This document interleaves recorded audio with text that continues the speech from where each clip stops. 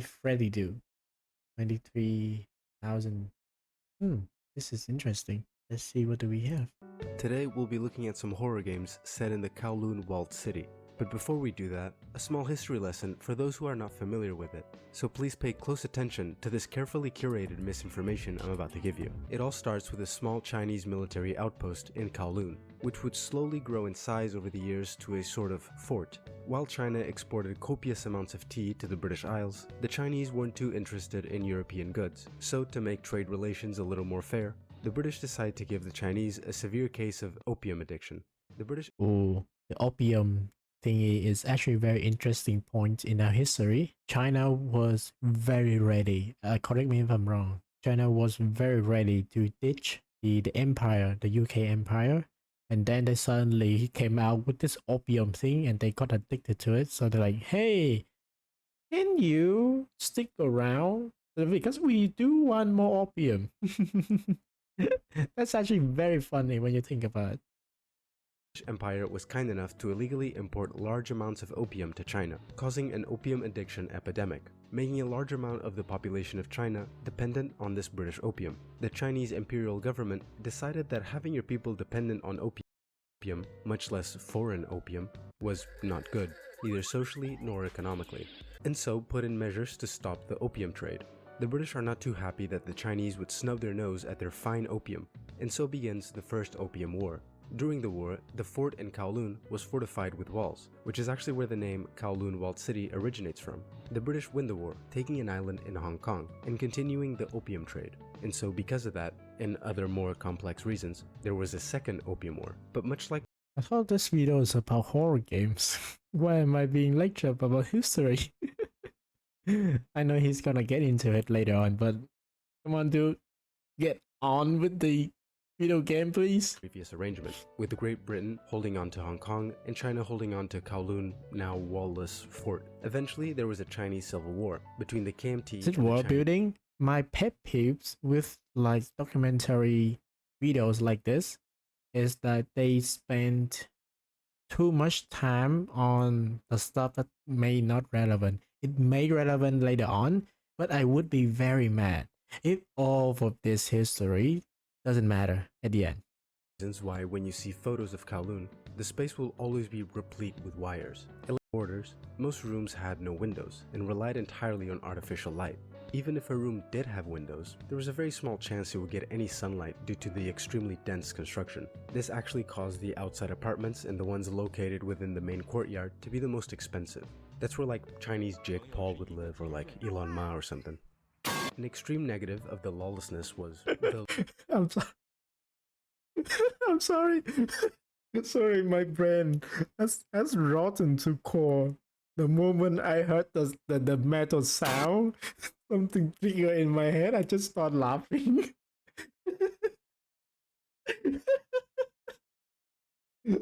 Hang on, I want to hear that again. Would live, or like Elon Ma or something.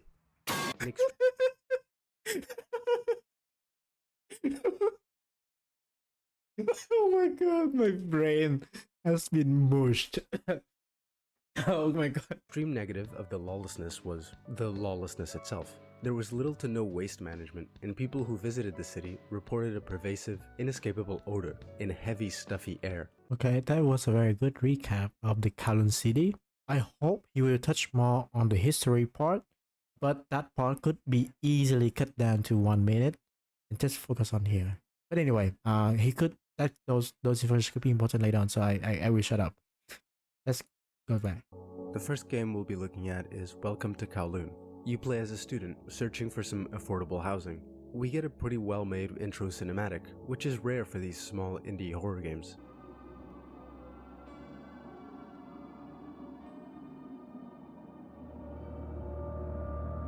For an indie game, this game looks amazing.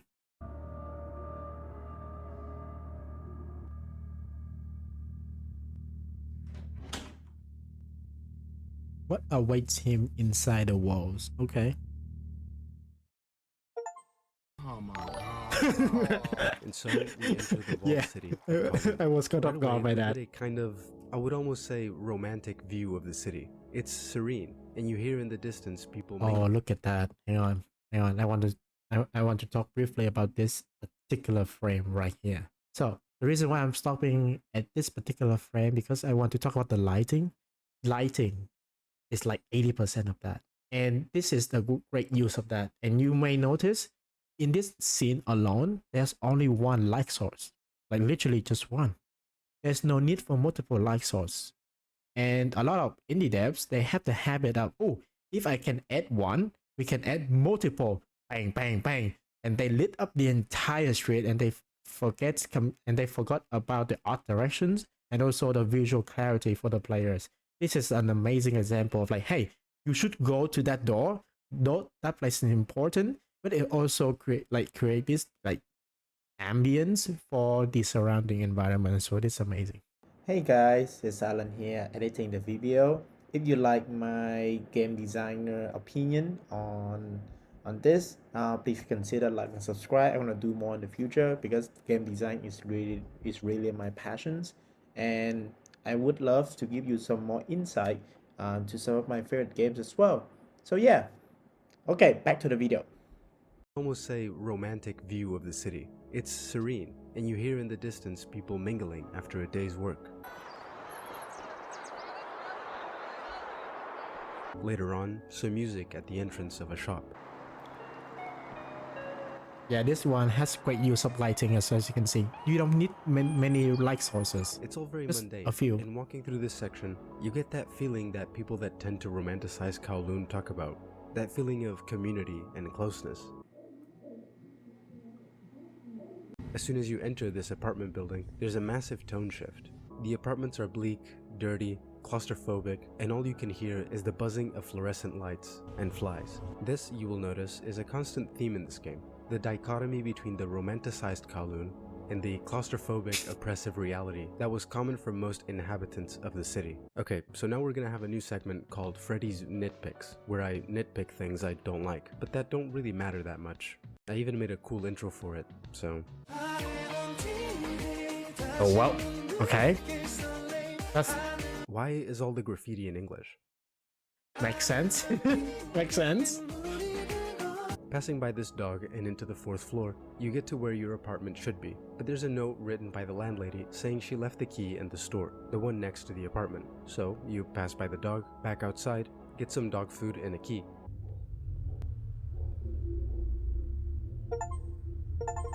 It manages to put you on edge without actually showing you anything, and I think it's due to 3 things. First, the overall movement of the player character is very immersive. I know that's kind of a nebulous term to use when describing any sort of gameplay element, but I think even just looking at it, you can tell that they tried to make it feel you are truly a real element of this world, an actual human being, with all his limitations. Ooh, that's a And more good importantly, sound. the occasional bassy droning sound kinda just subconsciously overwhelms you. That is a very good sound design right there.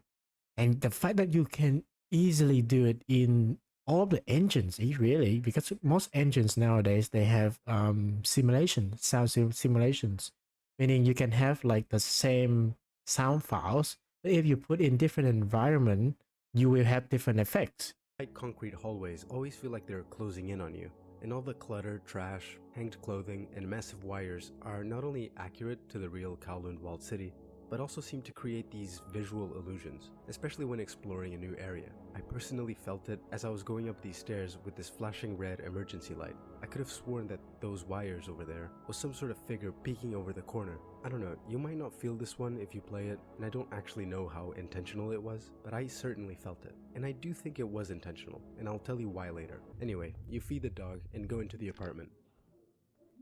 In here, you have a bathroom with one of those really high up toilets, a kitchen / extended balcony area, your room, and the landlady's room. You place your backpack down and go make yourself some tea.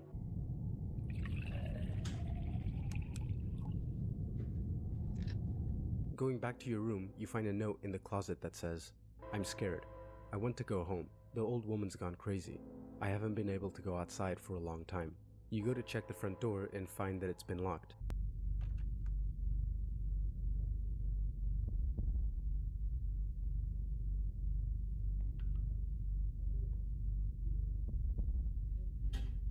the landlady passes a note through the door. Don't you The way dare into go the kitchen outside. causes her to go and take a shower and leave her room unlocked. And for some reason, she has a bunch of body parts hanging in her room, which is honestly a little over the top. I mean, I get what the creator was trying to do here. They want to make you feel uncomfortable going into the landlady's room because you're not supposed to be there. But this wasn't necessary at all. We already don't trust the landlady from those notes, so you can just make the room normal. It would still feel like we shouldn't be there. That's a very interesting point, that like the fact that the world and the story is already set up so that the old lady is a scary one. Like she is evil. We already know that. And the game put up this, like the hands, the feet, in order to have like to have a shock moment for the players. But the shock moment didn't land because the fact that, yeah, the world building already did that. So this only, like this issue only arise when you play, when you have enough testing. Like if you have a bunch of people and play test, and they play test your game, they will point this out and they will know. But I guess this is because of an indie game. They didn't have the time, or they didn't have the manpower to even test the game. So makes sense. So I won't be pick on that. But it's actually a good thing to be careful.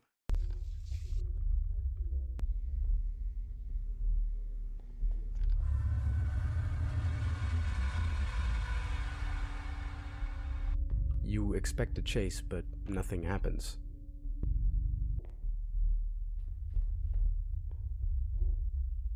Huh. Okay. So, this is a classic example where a jump scare didn't work at all.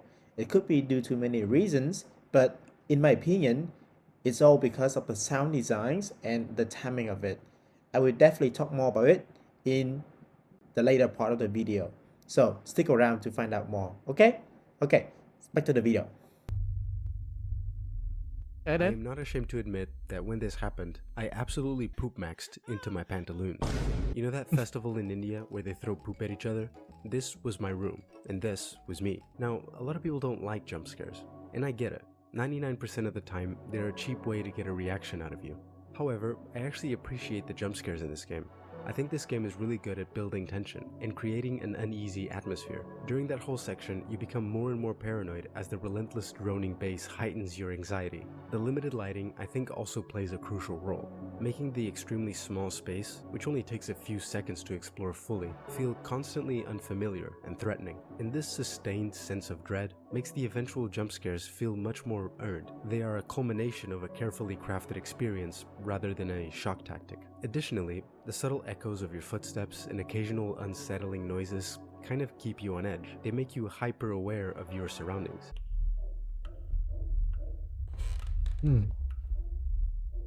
Okay. This All game this combined makes the looks jump really scares good then. not just a momentary scare, but an essential part of this sort of larger experience. But I am giving the game a little too much credit.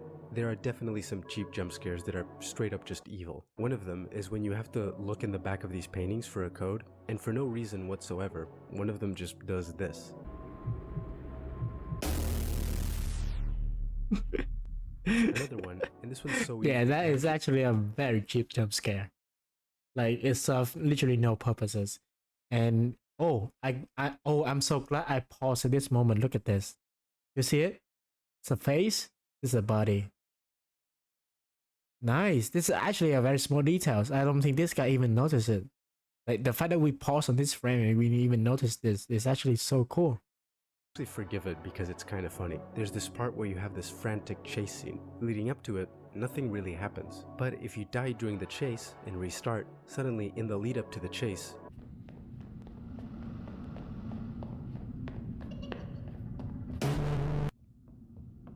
dude.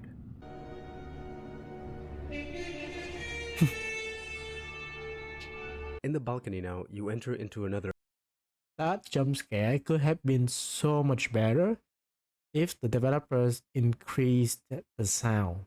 I want to ask you something. When you try to communicate to the viewers that something is very loud, but you cannot turn up the volume all the way to the max because people would gone deaf, right? But so how would you communicate? Like For example, an explosion, a nuclear bomb just dropped. How would you communicate to the viewers like that bomb is loud? How you communicate that without increasing the volume? Any ideas? I give you guys some time to think about it. Maybe do a jump scare that don't have a sound.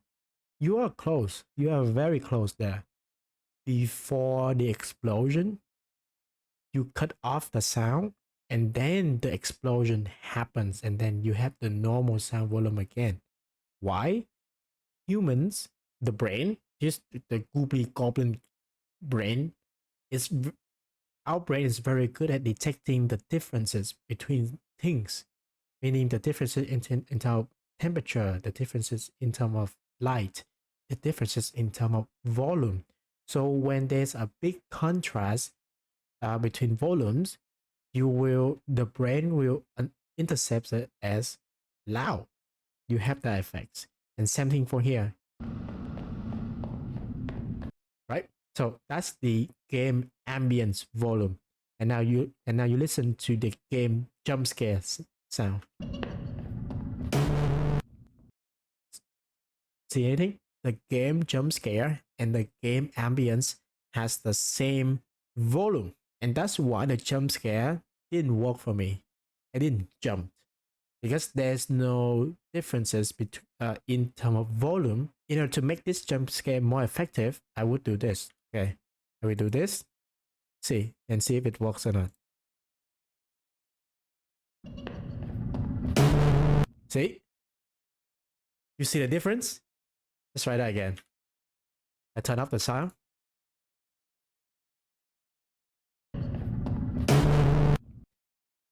What a stark contrast. Like you can actually felt the jump scare. Overall clutter and lighting can cause some pretty scary visual illusions. When I first came in, I thought for a split second that was a person right there. But of course, it's just hanging clothes. And then later on, it changes to an actual human body. So I feel like this shows that the creator's keenly aware of how all this clutter can cause these illusions. I also really just liked this section, especially when you get the flashlight and you begin to hear someone shuffling things around or maybe trying to open a door.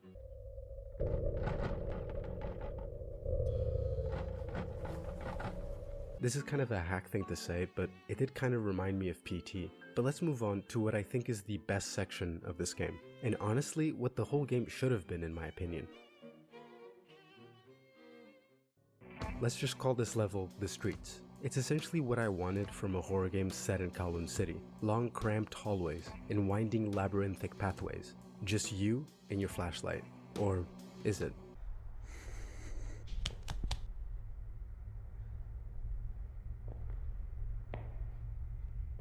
At one point, you look up to find a man staring at you from his balcony.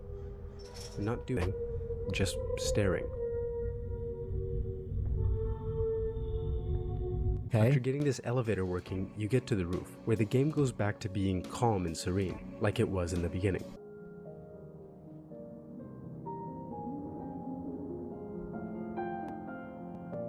We again get another romantic view of Kowloon. As a matter of fact, when I see people romanticizing Kowloon, the rooftop balconies are often present. And it makes sense, it is a calm respite from the chaotic interior of the city. But after this, we get a giant slap in the face.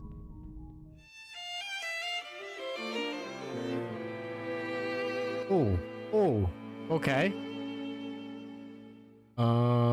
Before exiting Kowloon, we encounter its residents, depicted in a zombie-like state. This scene is nothing like what we've seen in the game so far. Some residents stare vacantly at you, others repeatedly bang their head against the walls, in what seems like a gesture of frustration. Yeah, it looked like typical LA street for me. And despair. Some are seen praying, their prayers seemingly directed at nothing, which I think could very well symbolize a sort of abandoned hope, or a lack of hope. There are those who reach their hands out, as if attempting to grasp some kind of escape, which they probably won't achieve. A common thread I see in all of this is this overwhelming hopelessness. I think the game uses these visual metaphors extremely well to convey the dichotomy between the romanticized Kowloon and the harsh nature of its overall environment. But I don't think it's battling these two ideas necessarily. Both of them can be true. The city was conceived under horrible circumstances, and its flaws are absolutely glaring. But it was also people's homes, their businesses, where people started families, built bonds, or destroyed them. It was their lives. In the ending cutscene, we see that Kowloon had already been demolished 5 years ago. This revelation suggests that what we experienced was not exactly reality, at least not in a conventional sense. My personal theory is that we were witnessing an almost spiritual manifestation of the city. This manifestation of Kowloon gains strength from the collective memories and emotions of the people whose lives were directly impacted by its demolition. It's almost like it's an echo of the city's existence. For many, Kowloon was not just a physical place, but a significant part of their identity and a part of their life story. I think the game did a really good job at demonstrating this conflicting feeling surrounding the city. On one side, it was a poverty-stricken and quite inhuman space, but on the other side, it was built out of desperation, and entire lives were dependent on their success.